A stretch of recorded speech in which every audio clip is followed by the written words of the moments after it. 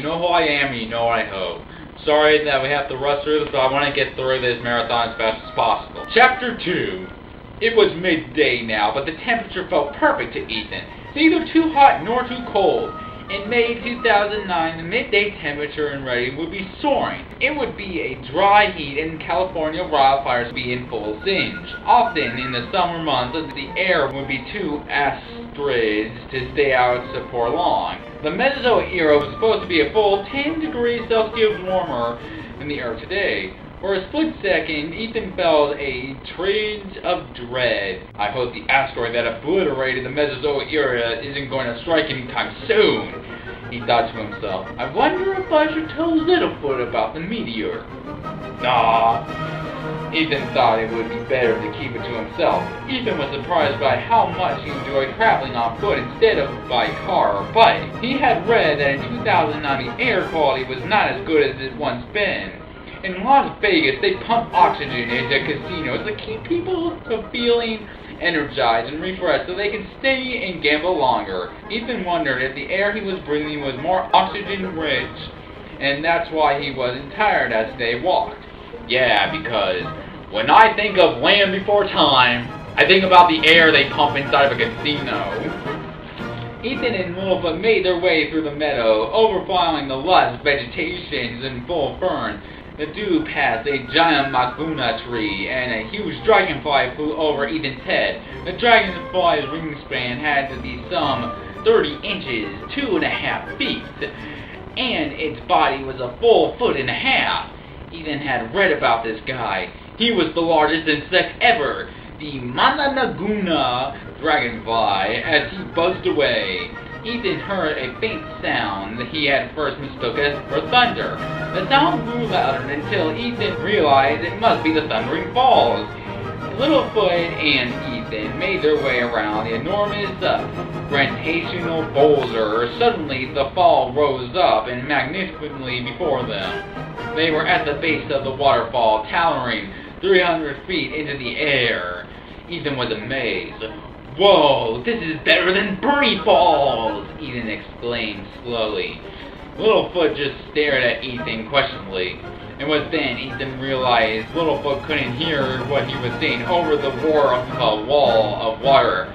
Either that, or he doesn't know what the hell Bernie Falls is. You ever think of that? Thousands of gallons was tumbling to the bottom. Unsure of what to do next, Ethan gave Littlefoot a thumbs up. Littlefoot smiled and turned and began to run. Ethan looked at the direction Littlefoot was running in, and there, on a 3-feet slope, he spotted them, 2 large adult apatosauruses. Ethan started up the slope after Littlefoot. Littlefoot, what is that odd-looking creature? Grandpa Longneck said crescently. Grandpa, this is Ethan. He's a human, Littlefoot said happily. Hello, nice to meet you, Ethan respectfully introduced himself. Welcome to the Great Valley, Ethan, Grandma Longneck replied. Grandpa, do you know a place where Ethan could stay? Littlefoot questioned. There's a cave in the clearing near the area where we sleep. Of course, you are welcome to stick with us, Grandpa Longneck replied. Thanks, but for now I'll stick with the cave, Ethan committed respectfully. Before Littlefoot or either one of the grandparents could speak, a female parasaurolophus ran into the thundering ball area, yelling, Fast spiders are in the valley! Grandma Longneck seemed to be the first to respond. Fast spiders here? She said, gasping. Fast spiders? Ethan asked again, pretending not to know anything about the Land Before Time films, even in a dangerous situation like this. Then Ethan saw 3 carnivores rushing into the Thundering Fall area by the entrance, meaning they came in from another part of the Great Valley. Velociraptors, Ethan whispered. Ethan, Littlefoot, you two tried to escape. We can't risk you getting hurt, Grandpa Longneck said to them. Ethan, however, was staring in awe at the raptors before Littlefoot grabbed his right sleeve out of the jacket and said, Ethan, come on! So Ethan left, and one of the raptors managed to get around Littlefoot's grandparents and cornered Ethan and Littlefoot. Ethan could smell the raptor's foul breath, such as he looked into the raptor's piercing eyes. He could see that an end wasn't found to be near. He could feel himself trembling, and he was breathing heavily. Then the raptor tried to pounce on Ethan and Littlefoot. Ethan closed his eyes and screamed while he drew the wrist sword and attempted to defend himself from the blow. The sword blade struck the raptor, and its carcass dropped out in the air. Ethan! opened his eyes and looked at the raptor's corpse. "Did I kill it?" Ethan asked.